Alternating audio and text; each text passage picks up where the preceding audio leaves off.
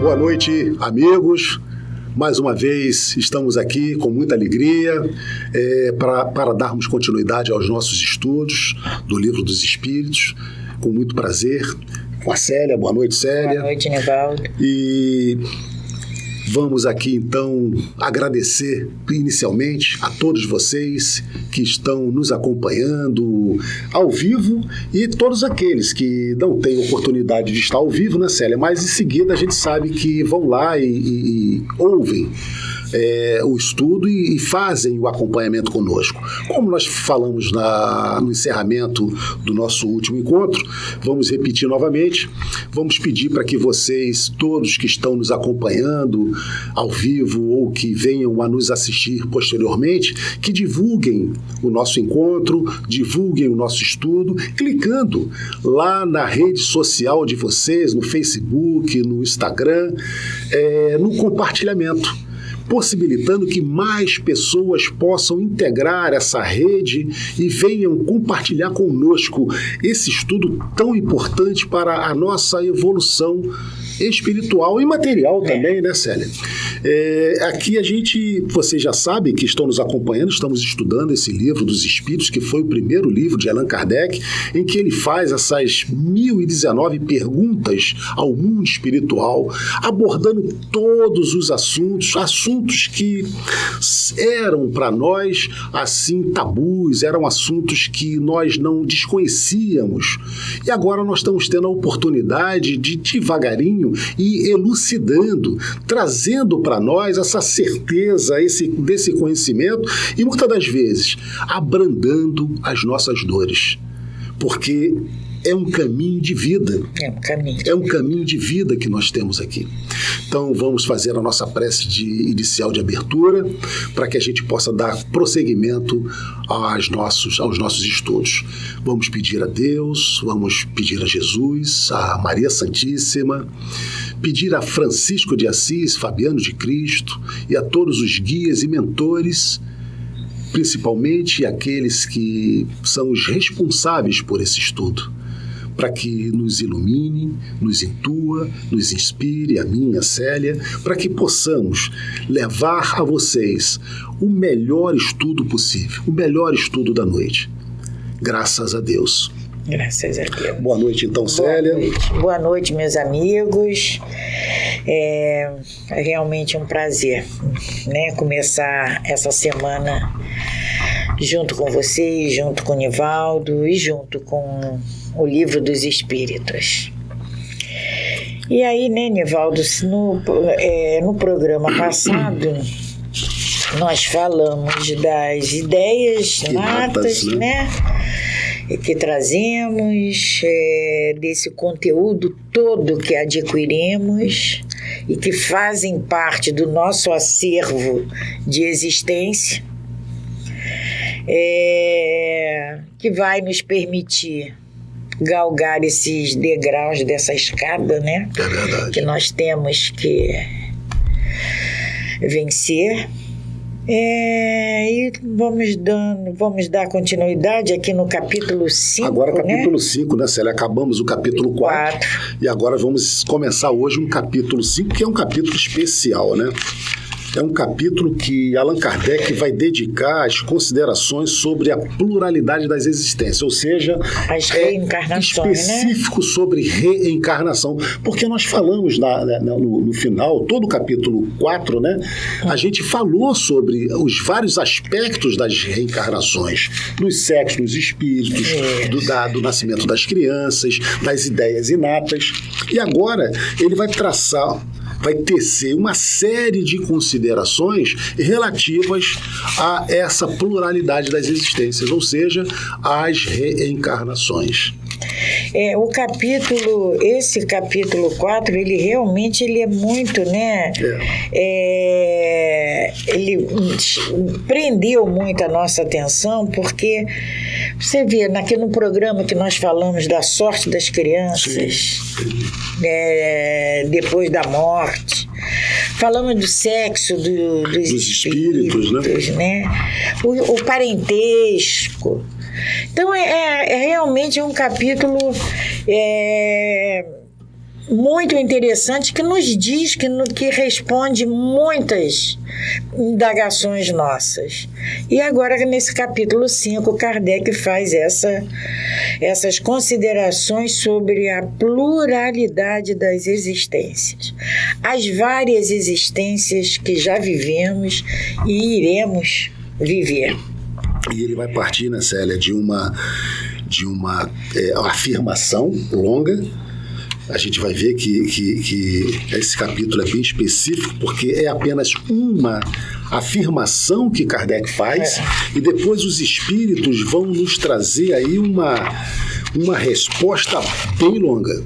E a gente vai devagarinho, vamos dissecar lentamente cada trecho, cada parágrafo, para a gente entender exatamente o que Kardec afirmou e o que eles nos trazem, né, de resposta a essa afirmação de Allan Kardec. Porque tanta pergunta, tanta afirmação de Kardec quanto as considerações da espiritualidade são enriquecedoras. Sim, com certeza. Para todos nós. Muito importante. E aí Kardec começa assim, não sei se é questão... Não é pergunta, é uma afirmação, né? Ele faz uma colocação, né? Ele como no programa passado, ele tinha, no final do capítulo 4, ele numerou a questão como a 221, que teve o desdobramento na letra A, ele agora numerou como a 222 essa consideração dele. Então, Kardec nos diz: o dogma da reencarnação, dizem algumas pessoas, não é novo. Foi ressuscitado por Pitágoras. Já poderia até dar uma paradinha aí, né, Célia? Se foi ressuscitado, é porque já existia. Pitágoras só voltou a mencionar ele. Então, Kardec diz que o dogma da reencarnação não é novo. A reencarnação, ela sempre existiu. Essa palavra dogma, nós já falamos dela aqui, né? Quando a palavra dogma significa que é alguma coisa que é incontestável, né? Que não há dúvida. Porque é assim, então é o dogma. Então a reencarnação para o espiritismo é um dogma. É alguma coisa que não há dúvida que não exista. Então, por isso é que é chamado, inclusive é o único dogma da doutrina espírita, é a reencarnação. É considerada absoluta. E outro importante aqui, porque ele fala em Pitágoras, né, Célia? Pitágoras a gente conhece lá do nosso segundo grau da nossa matemática. O teorema de Pitágoras, né? Aquela fórmula tradicional para se descobrir lá o valor da hipotenusa ou dos catetos, né? A soma do quadrado dos catetos é igual ao quadrado da hipotenusa. Então, isso era Pitágoras, matemático, mas Pitágoras também foi filósofo e físico. E Pitágoras, naquela época, ele tinha os seguidores. E aí aquilo virava uma religião, virava uma seita. E aí os seguidores de Pitágoras eram chamados de pitagóricos. E eles, então, acreditavam na reencarnação. Por isso que Pitágoras é citado aqui por Kardec. Porque Pitágoras fazia parte dessa seita que tinha os seus seguidores, os pitagóricos, que acreditavam, tinham a reencarnação como sendo normal nos seus entendimentos. Quer dizer, até Pitágoras, Kardec nos diz que Pitágoras, ele ressuscitou a reencarnação. Ou seja, ele voltou a falar da reencarnação. Ou seja, antes dele. E nós vamos ver aqui para frente da onde que ele trouxe essa ideia. Continua Kardec. Jamais dissemos que a doutrina espírita fosse uma invenção moderna.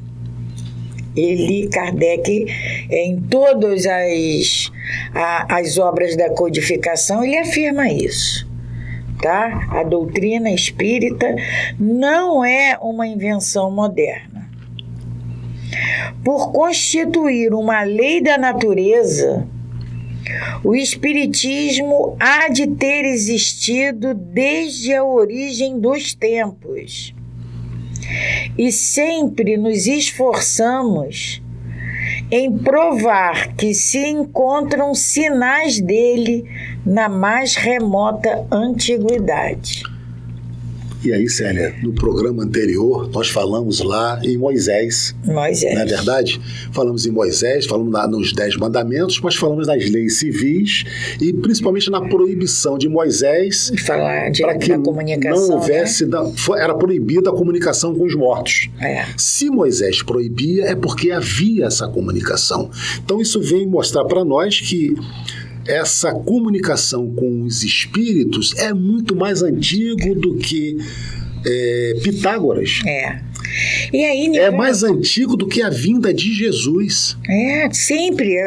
É o que Kardec diz aqui. Desde a origem dos tempos. Desde a origem dos Desde tempos. a origem dos tempos. E se a gente for pensar, Nivaldo, lá no Egito, nas pirâmides, os faraós morriam Sim.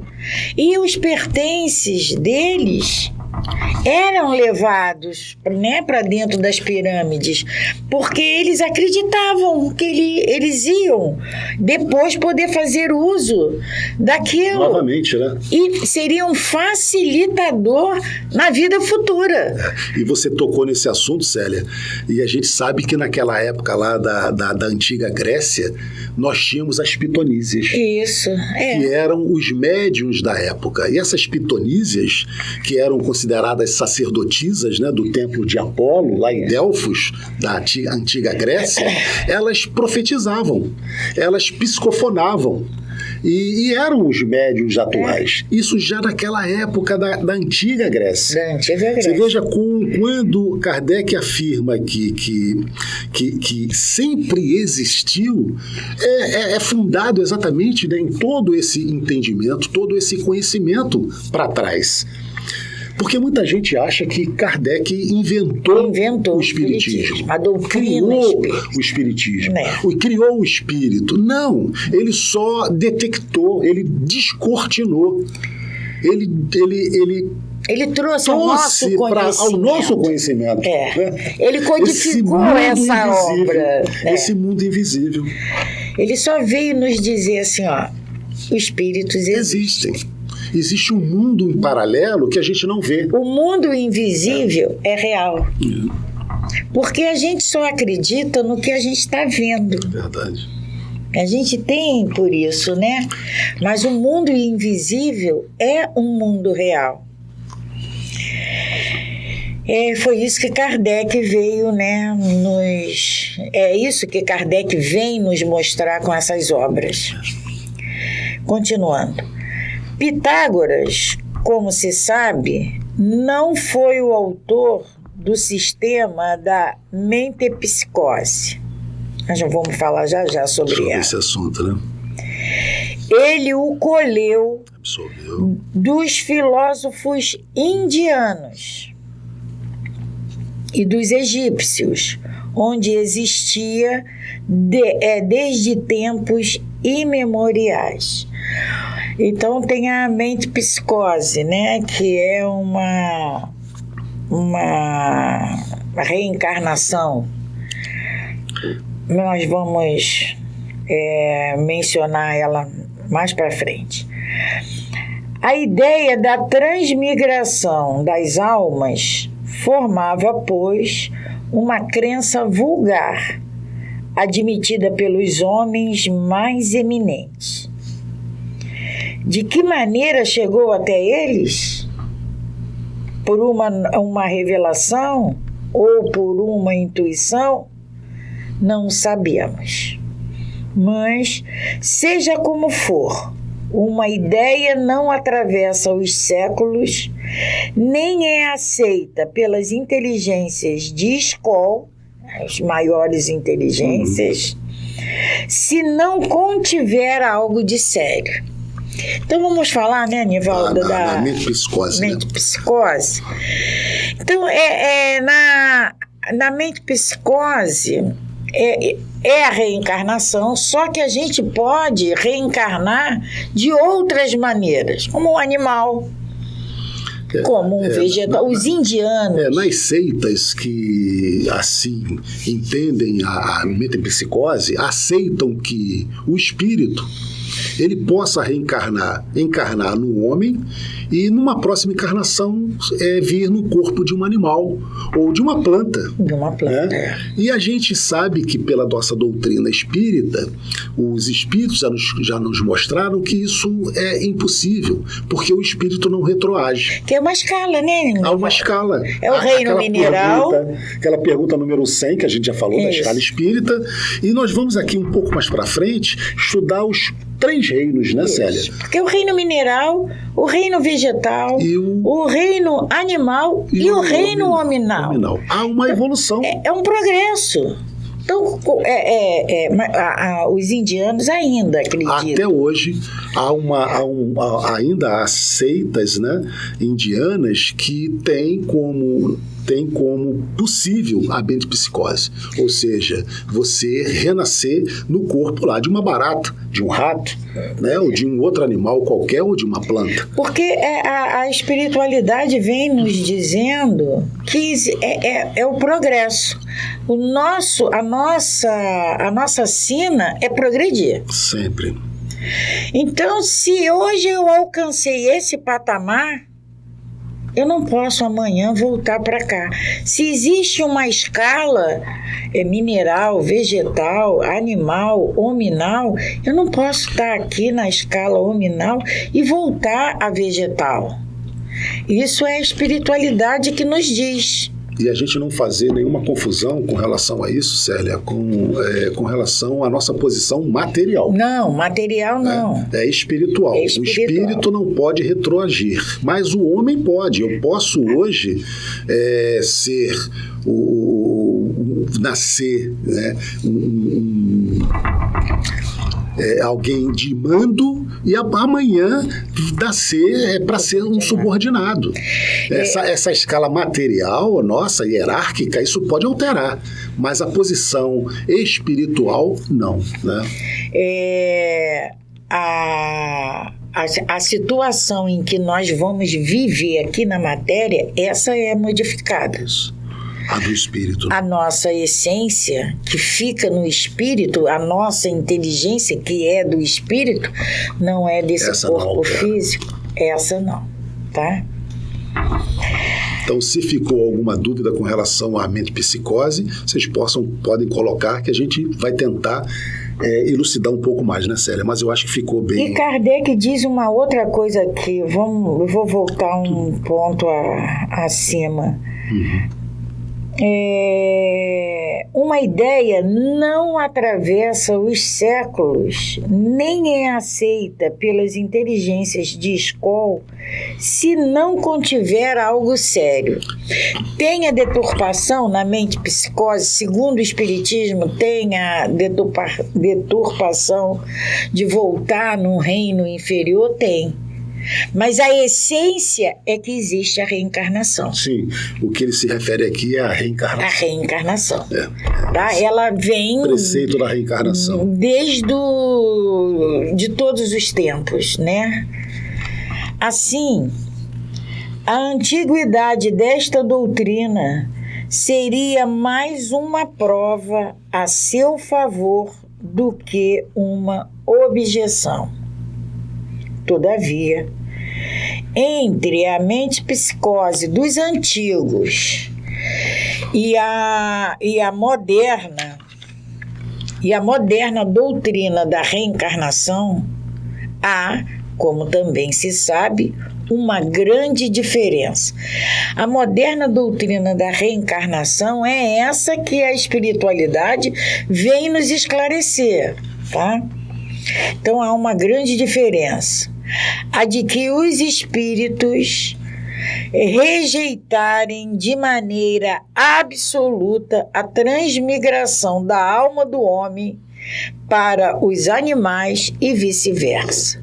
Ou seja, a espiritualidade, eles foi categórica, né? Eles foram categóricos em rejeitar O homem não pode ter alcançado a classe de hominal e voltar para a classe animal.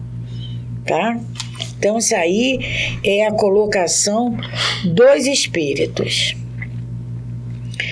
Ao ensinarem o dogma da pluralidade das existências corpóreas, os espíritos relembram uma doutrina que nasceu nas primeiras ideias do mundo, nas primeiras idades do mundo, e que se conservou no íntimo de muitas pessoas até os nossos dias.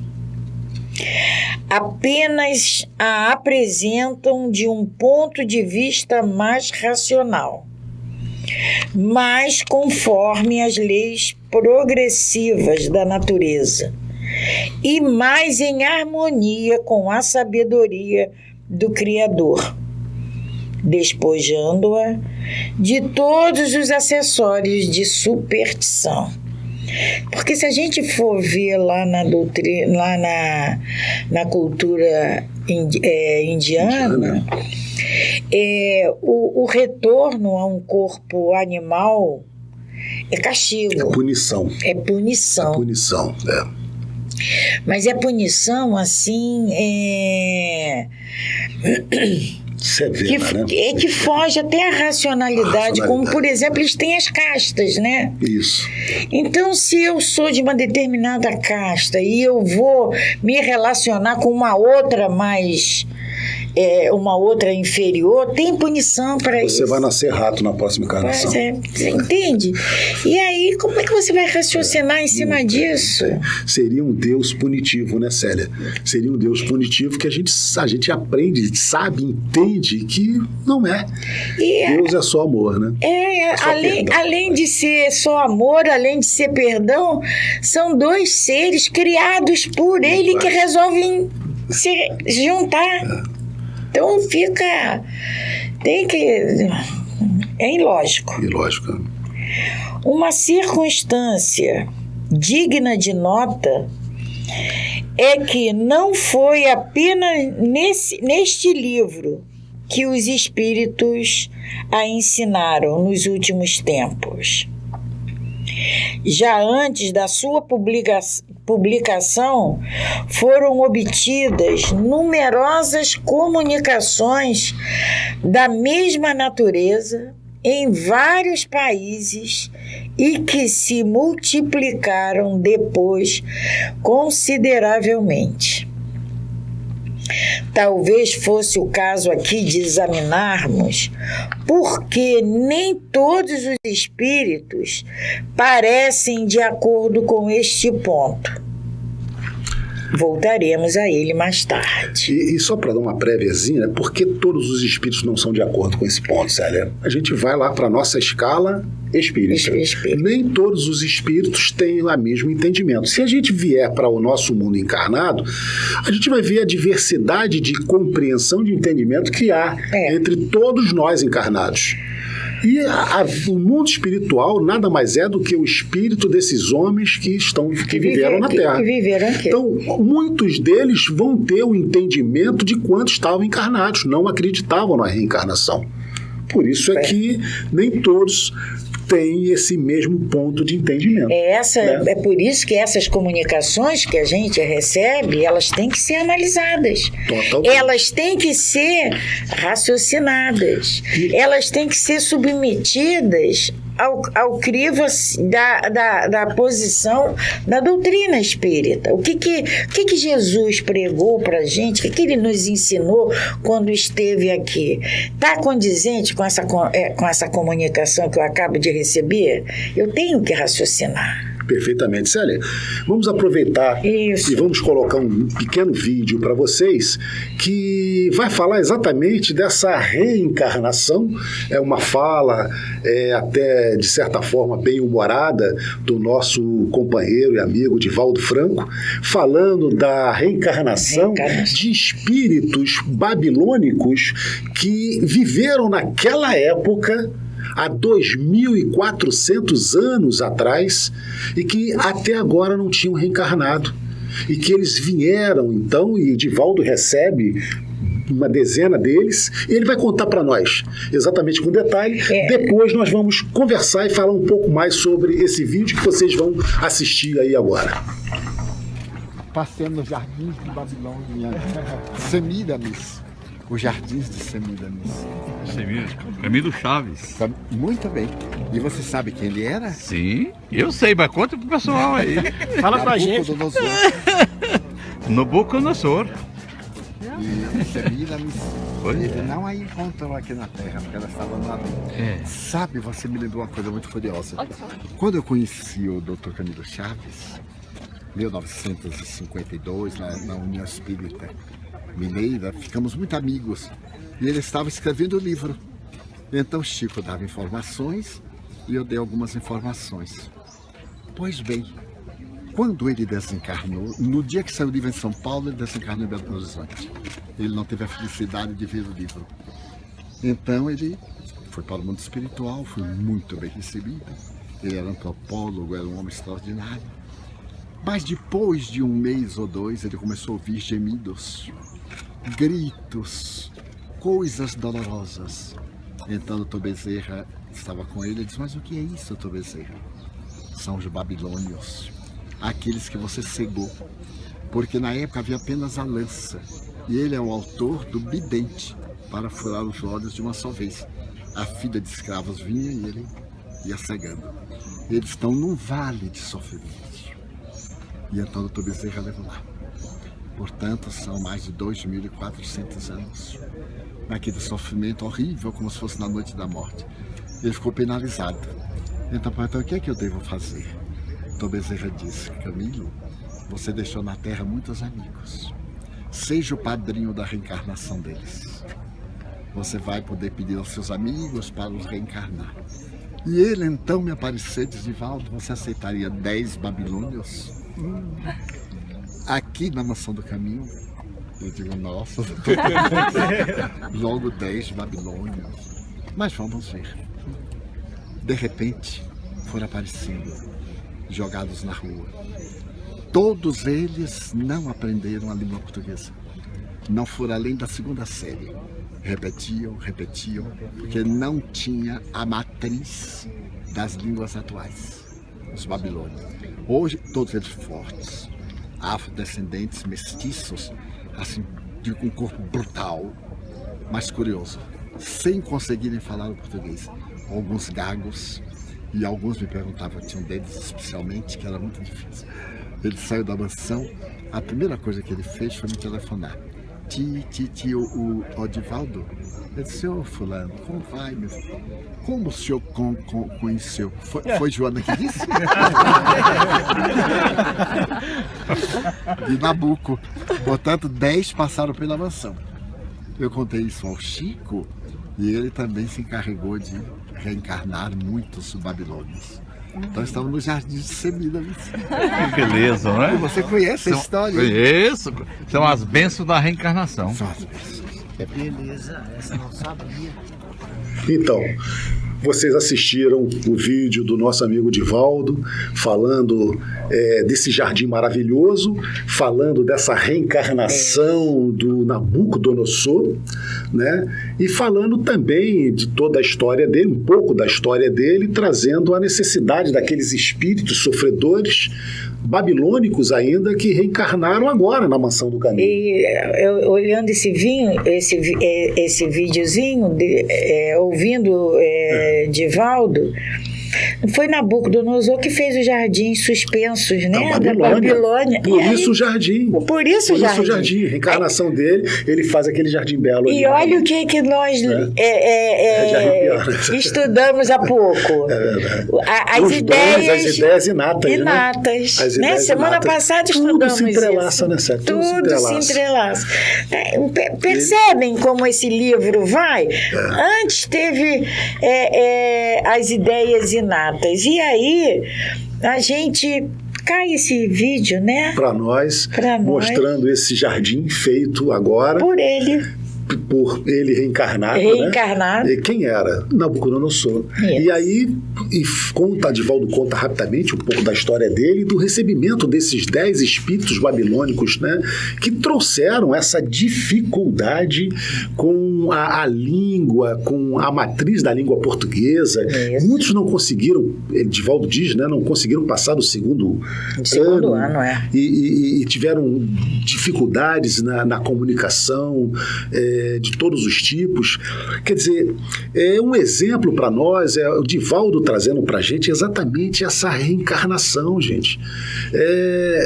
Para que a gente possa ilustrar um pouco tudo isso que nós estamos estudando aqui agora. E o mais importante é que é uma fala vindo desse orador,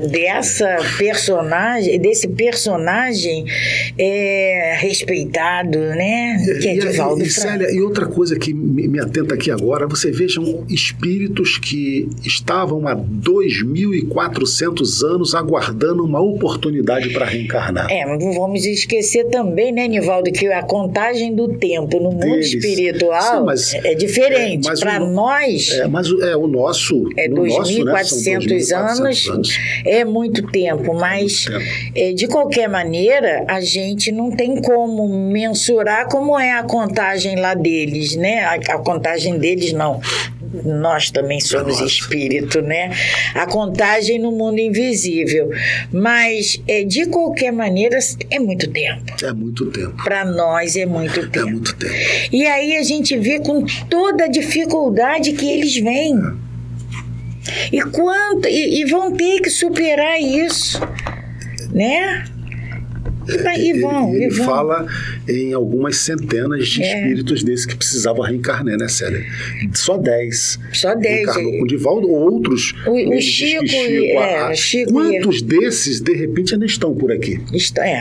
Encarnados conosco e nós não sabemos, né?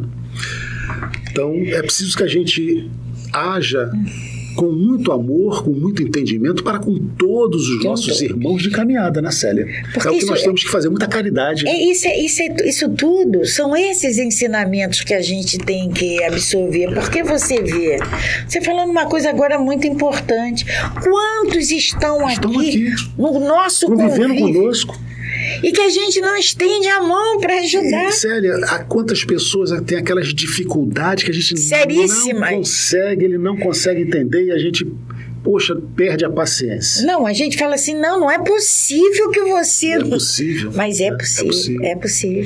E a gente precisa ter essa como paciência. Você também disse, esses ensinamentos que a gente aqui aure e traz para nossas vidas, para que a gente tenha mais paciência, mais complacência, né?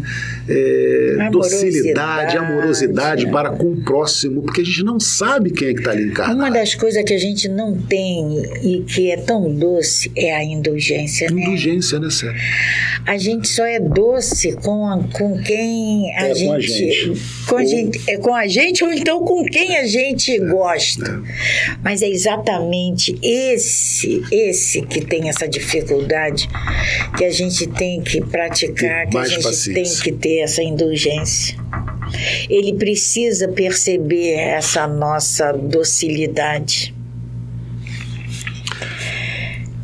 Eu vou ler mais um parágrafo aqui agora, Célia. E então eles continuam. Examinemos a coisa sobre um outro ponto de vista, abstraído de qualquer intervenção dos espíritos. Vamos deixar os espíritos de lado. Deixemos-los de lado. Por um instante. Vamos esquecer aqui o espiritismo por um instante. Suponhamos que esta teoria nada tem a ver com eles. Suponhamos até que nunca se tenha cogitado de espíritos. Coloquemo-nos, portanto, momentaneamente, num terreno neutro, admitindo no mesmo grau de possibilidade uma e outra hipótese. Ou seja, somos neutros. Existe reencarnação? Não existe reencarnação. Os espíritos, nós tiramos eles de cima. Tiramos. Tá? Não somos espíritas, né? Kardec está propondo isso para nós, para o nosso raciocínio. Admitindo no mesmo grau portanto, no mesmo grau de possibilidade, uma e outra hipótese, né? A existência ou não. A saber, a pluralidade e a unidade das existências corporais, e vejamos para que lado nos conduzirão a razão e o nosso próprio interesse. A razão. Afastando toda essa possibilidade, eu não sou espírita, eu quero entender, eu sou neutro. Então ele vai colocar situações para que a gente possa raciocinar e a nossa razão falar mais alto. Falar mais né? alto. Então ele diz assim agora: algumas pessoas rejeitam a ideia da reencarnação. Isso é fato. Só pelo motivo de ela não lhes convir. Só pelo fato de não convir a ela, não é bom para ela, ela rejeita a reencarnação. Hoje eu vivo assim. Hoje eu nasci em berço de ouro, aí eu ouço falar que amanhã eu posso reencarnar como... Na miserabilidade. Na miserabilidade. Eu vou acreditar? Não quero acreditar nisso, não. Não quero. Não me convém acreditar nisso. Não quero acreditar nisso. Eu nasci rica e eu vou continuar. Entende? Não me convém. Então, algumas pessoas rejeitam essa ideia. Não querem nem ouvir falar, né? Dizendo que já estão bem fartas de uma experiência, de uma existência que não desejariam recomeçar uma outra semelhante. Pois é. Não quero, né? Conhecemos algumas que a simples ideia de reaparecer na Terra explodem de fúria. Se você falar para ela só você vai renascer, ela explode em fúria. E a gente conhece pessoas assim, não querem nem ouvir falar. Temos apenas uma coisa a lhes perguntar. Se elas pensam que Deus deveria ter pedido sua opinião e consultado seus gostos para regular o universo. Essas pessoas que explodem, será que Deus vai levar em consideração o que ela pensa? Olha, ela está tão aborrecida que vamos acabar agora com a reencarnação? Será que Deus vai levar em consideração essa explosividade dela e não querer a reencarnação? É para ela parar para pensar, né? Deus vai levar em consideração isso meu? Essa minha revolta? Essa minha negação? E ele continua assim, Célia. Ora, de duas uma. Ou a reencarnação existe ou não existe. Só tem essas duas opções, não tem outra. Né? Se existe, não adianta serem contrárias a ela. Ser-lhes-á preciso se lhes submeterem. Não tem jeito. Se existe, não tem jeito. Não adianta estrebuchar que nós vamos ter que renascer. Né? Deus não lhes pedirá a permissão para isso. A gente tem que se convencer disso. Deus é. Deus cuida. Deus faz. Deus entre aspas, né, vai nos cobrar, ou seja, a nossa consciência vai nos cobrar. E não tem como, isso é lei, lei divina. É lei do universo. A reencarnação é a lei do universo, é uma lei de justiça. Parece-nos ouvir um doente dizer: sofri bastante hoje, não quero mais sofrer amanhã. Mas eu continuo mais doente. Mas continuo doente. Sofri bastante hoje, não quero sofrer mais, mas vou continuar doente. Então é preciso que haja um novo dia e uma nova oportunidade para que eu fique bom. Né? Isso aí é para Kardec está mostrando para a gente a nossa incoerência. Apesar do seu mau humor, não poderá sofrer menos no dia seguinte. Apesar dele estar com todo esse mau humor, ele vai continuar sofrendo. Nem nos dias subsequentes, até que esteja curado. Então ele sofreu muito num dia, então ele no raciocínio dele, hoje eu já sofri muito, não quero sofrer mais amanhã. Talvez amanhã eu vá sofrer mais ainda do que tenha Mas esse sofrimento vai promovendo a cura. Mas esse sofrimento independe dele querer ou não. Ou não. É a cura dele, é a maneira como ele vai encarar isso. E essa dor, Célia, só vai ser possível curar se ele tiver uma nova oportunidade, um novo dia. Claro. Uma nova chance. Né? Portanto, se eles devem reviver corporalmente, reviverão. Eles reencarnarão. Não adiantará se revoltarem, como uma criança que não quer ir à escola. Né? Dizer, olha, eu não quero reencarnar. Tem gente que diz assim, olha, a hora que eu morrer, se tiver que nascer de novo, eu não quero não. Não quero não. Eu não quero não. Está na hora de parar de falar isso. Essa criança que diz que eu não quero ir para a escola. Porque aqui nós falamos que a Terra é um hospital e é uma escola, né? Ou um condenado para a prisão não quer ir para a escola, ou um condenado não quer ir à prisão. Porque dissemos exatamente isso. Aqui é uma escola, é uma prisão, é um hospital. Esse condenado, ele foi condenado por algum motivo. Tem que cumprir sua pena. E aí não quer ir para a prisão. Precisa cumprir pagar sua pena. A mesma coisa somos nós. Nós só vamos reencarnar se tivermos que saudar alguma coisa. Olha que ele e não diz aqui, queremos. será preciso passarem por isso, pela escola, ou pela prisão, ou pelo hospital, para se curarem. Semelhantes objeções são muito pueris para merecer um exame mais sério. Não é verdade? Né? É verdade, você vai...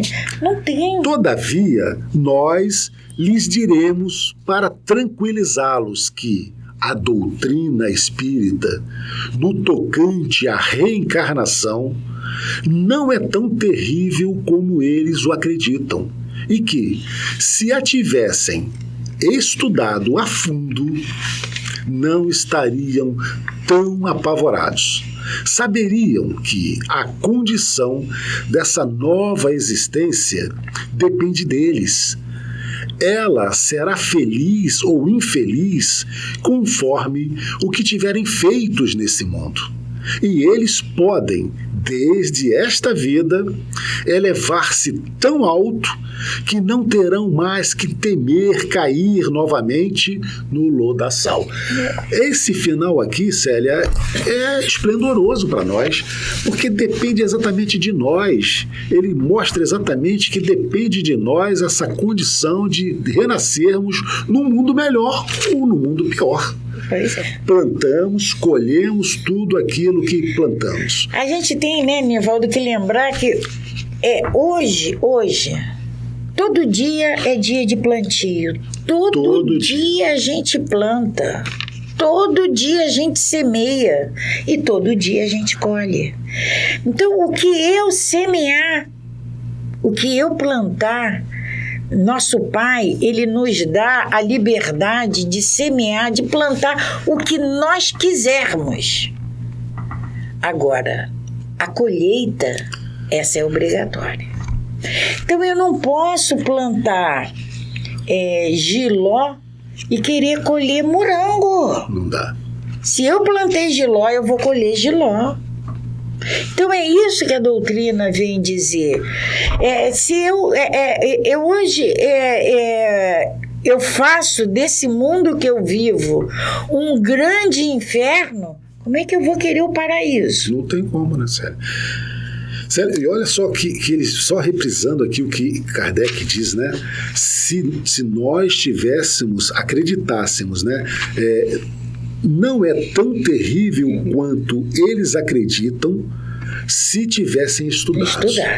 Então, por que Kardec traz esse ponto? Porque quando a gente estuda, entende a doutrina espírita, esse processo do crescimento, da possibilidade de nos melhorarmos, nós nos tranquilizamos. É bom para nós. Claro. Quando a gente entende isso, que tudo depende de mim, que o meu bem-estar está nas minhas mãos, ora, isso me dá uma tranquilidade. Depende só de mim, não depende da Célia, não depende de ninguém, de pai, de mãe, só depende da gente. Então isso nos dá uma paz, uma tranquilidade, Célia. É verdade. Mas isso só quando a gente estuda. Só quando a gente tem esse entendimento real, verdadeiro da doutrina espírita. Porque, Nivaldo, aqui Kardec vem nos dizendo que só depende da gente. Sim. Aí você pega o livro do Céu e Inferno, aí nossos amigos espirituais, eles vêm nos dizer, Trazendo. eu sofro porque quando encarnado eu fiz isso, isso, isso e isso. Eu sou feliz aqui porque quando encarnado... Célia, A nós gente tem acabamos os de assistir exemplos. um vídeo de Divaldo que ele fala da reencarnação, né, de Nabucodonosor, e quando ele retorna à pátria espiritual, ele tem toda essa turbulência que vocês ouviram Divaldo falar, porque ele, quando, na encarnação de Nabucodonosor, perfurou o olho de muitos, né, subordinados. Divaldo fala, né? Divaldo no vídeo. falando isso.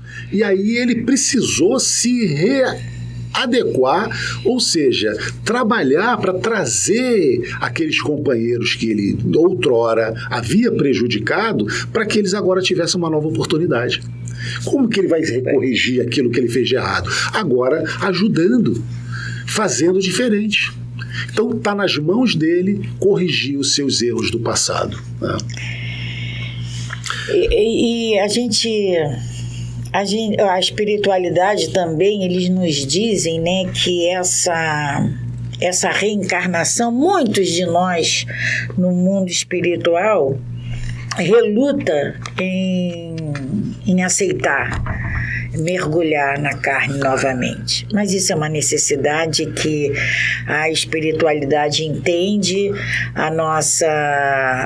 o nosso receio, leva até em consideração, mas chega um ponto que diz, não dá, agora você tem que mergulhar. E aí vem mesmo, porque a gente lá no mundo espiritual, né, Nivaldo, a gente já leu isso no Evangelho, nessas obras auxiliares da doutrina, a nossa consciência nos cobra. Nos cobra, com certeza. Quando a gente chega no mundo espiritual, que a gente vê o que a gente podia ter feito e não fez, sabe, todo o mal que a gente evitou, mas também todo o bem que a gente negligenciou, aí a gente se cobre e a gente quer voltar. É verdade. Célia, estamos chegando ao final, né, de mais um encontro, né? Mais um encontro. Passa realmente muito rápido. Mais um término. Agradecemos profundamente a presença de vocês, esse contato com vocês. Eu quero pedir a vocês o seguinte, porque no início do programa, Nivaldo falou que esse programa é passado agora, segunda-feira, às 8 horas. Sim. Mas tem muitos, né, que vão assistir depois. Exato. Aí vocês assistindo outro dia, ou quando tiver essa disponibilidade, se aí tiver ainda alguma dúvida, alguma questão, sinaliza lá, não tem problema. O programa é hoje, segunda-feira, mas eu só vou poder assistir na quarta. Mas pergunta lá. Pode sinalizar lá, né, Célia? Tá, porque a gente vai procurar atender vai receber vocês, essas informações. Todos terão os esclarecimentos que estiverem ao nosso alcance. E se não estivermos como realizar aquele esclarecimento, a gente vai procurar onde, como poder deixar tudo muito claro. Então, agradecemos mais uma vez a Deus, nosso Pai. Agradecemos, Mestre Jesus, por todo esse carinho, por toda essa luz que recebemos. E te pedimos, Mestre, ilumina sempre os nossos passos, os nossos sentimentos, os nossos pensamentos, o que a gente quer, Mestre, o que a gente pede. Nós já sabemos, nós já começamos a perceber que precisamos mudar. E esse conhecimento, esse convívio com esses ensinamentos, Mestre, é a porta que começa a se abrir para as nossas vidas, para os nossos para os rumos que vamos dar, para as decisões que vamos tomar. Isso, Mestre, por isso te pedimos a tua luz, por isso pedimos abra nossos ouvidos, que possamos ouvir os nossos mentores, esses amigos que tanto nos ajudam nessa jornada. Mestre, ilumine esse caminho, para que possamos percorrer com segurança de volta ao nosso Pai. Mestre, que a tua presença, o teu amor esteja sempre em nossos corações. Que assim seja. Que assim seja.